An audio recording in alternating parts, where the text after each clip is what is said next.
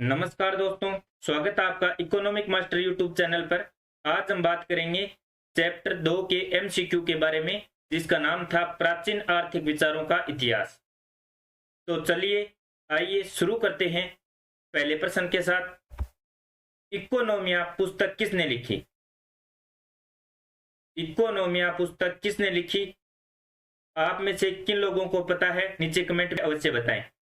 अरस्तु, प्लेटो, किन्स, सीसरो, कौन सा होगा? तो सही उत्तर होगा ए अरस्तु। अगला क्वेश्चन, मूसा का आदेश पालन करना किसका उद्देश्य था? हिंदुओं का, यूनानियों का, यहूदियों का, इन सब का? तो मूसा का आदेश पालन करना दोस्तों उद्देश्य था यहूदियों का, तो सही उत्तर होगा सी। अगला क्वेश्चन, हिंदू समाज में ब्याज की अधिकतम मात्रा मूलधन से अधिक नहीं हो सकती, यह कथन किसका है? अरस्तु का, दामगुप्त का, कौटिल्य का, गांधी जी का? तो सही उत्तर होगा बी, दामगुप्त का। अगला क्वेश्चन, प्राचीन काल के संदर्भ में निम्न वाक्यों को ध्यान से पढ़िए। भूमि को स्थायी पूंजी माना जाता था, कृषि के बाद व्यापार का स्थान था, नौकरी को सबसे खराब समझा जाता था, निम्न में से कौन सा कथन असत्य है? तो दोस्तों असत्य कथन बताना है। तो पहला कथन पढ़ते हैं, भूमि को स्थायी पूंजी माना जाता था। तो आपने पढ़ा होगा क्लास में, भूमि को स्थायी पूंजी ही माना जाता था, तो यह कथन सत्य है। कृषि के बाद व्यापार का स्थान था, तो आपको मैंने कक्षा में बताया था 1 नंबर स्थान था किसका? कृषि का, और 2 नंबर किसका था? व्यापार का। तो यह कथन भी सत्य है। नौकरी को सबसे खराब समझा जाता था, तो यह कथन भी सत्य है, नौकरी को सबसे खराब समझा जाता था। तो इसमें कौन सा होगा? इनमें से कोई नहीं, क्योंकि तीनों कथन सत्य कथन हैं। और पूछा क्या है? असत्य कथन। अगला क्वेश्चन, इकोनॉमिक्स पुस्तक के लेखक कौन है? Hippocrates, Polus, Xenophon? तो सही उत्तर होगा डी, जीनोफान। अगला क्वेश्चन, प्लेटो किसका शिष्य था? हिपोक्रेटस का, पोलस का, सोक्रेटिस का, जीनोफान का? तो सही उत्तर होगा प्लेटो सोक्रेटिस का शिष्य था, तो सी सही उत्तर होगा।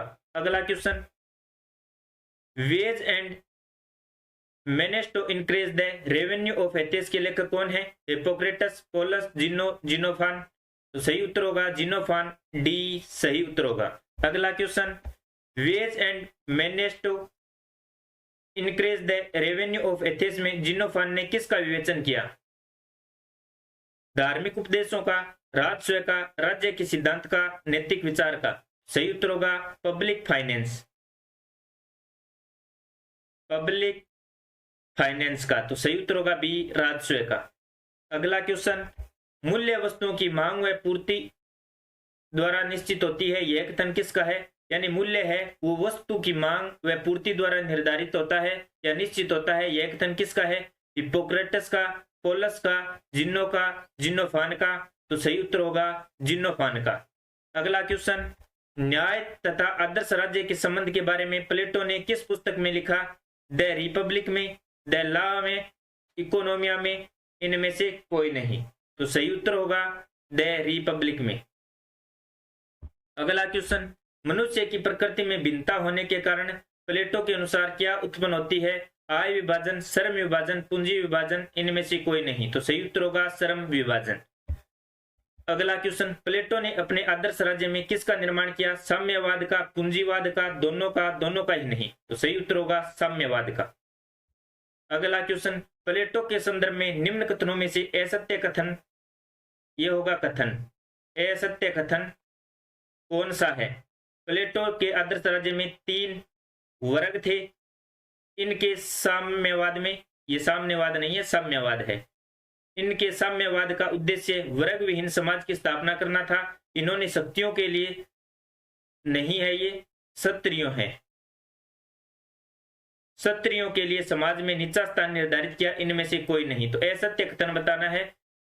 तो प्लेटो के आदर्श राज्य में 3 वर्ग थे, सत्य बात है। आप वीडियो में जाकर देख सकते हैं, इस प्रकार से मैंने डायग्राम करवाया था। इनके साम्यवाद का उद्देश्य वर्गविहीन समाज की स्थापना करना था। सत्य कथन है, इन्होंने स्त्रियों के लिए समाज में नीचा स्थान निर्धारित किया। दोस्तों, नीचा स्थान निर्धारित नहीं किया, इन्होंने ऊंचा स्थान निर्धारित किया, तो ये गलत है। तो सही उत्तर होगा सी। सत्य कथन कौन सा होगा? सी। अगला क्वेश्चन, प्लेटो ने अपनी किस पुस्तक में आदर्श राज्य स्थापित करने के विचार के स्थान पर व्यवहारिक दृष्टिकोण को अपनाया?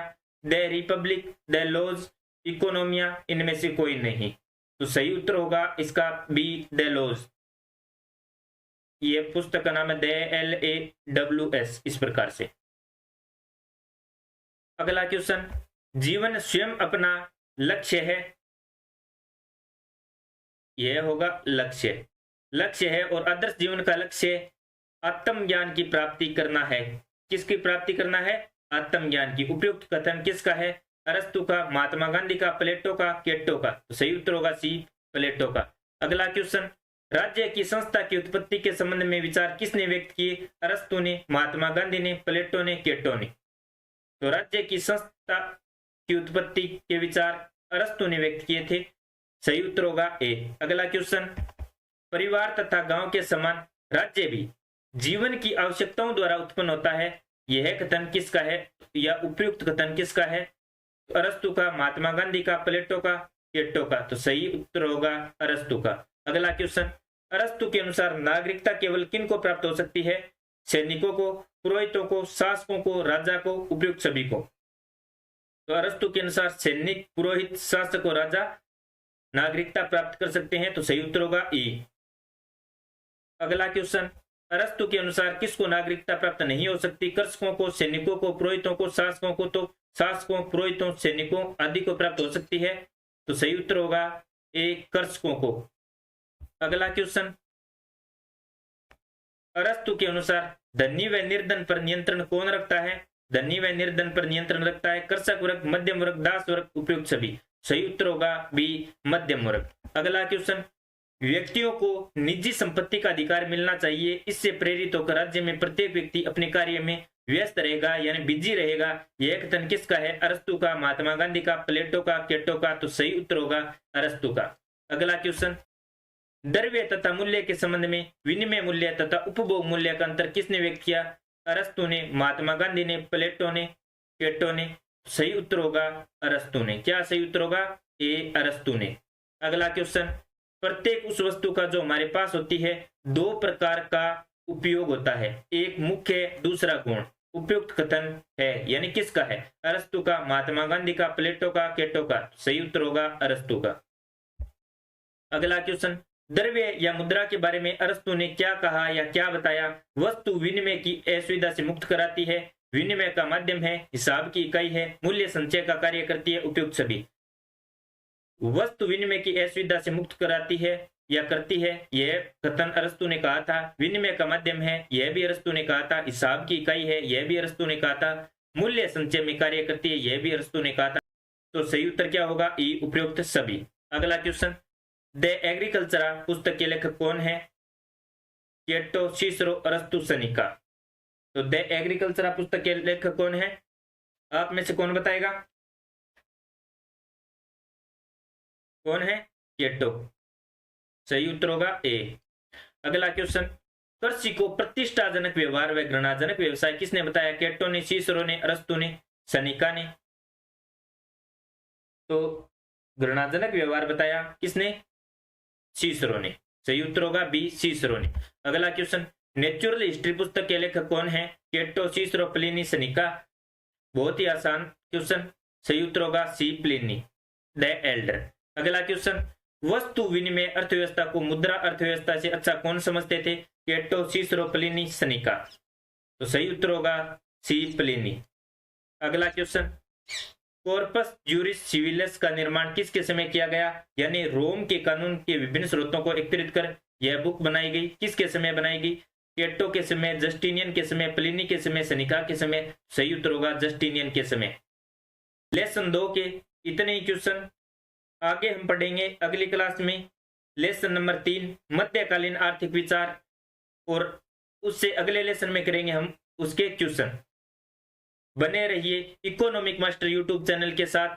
धन्यवाद। जय हिंद, जय भारत।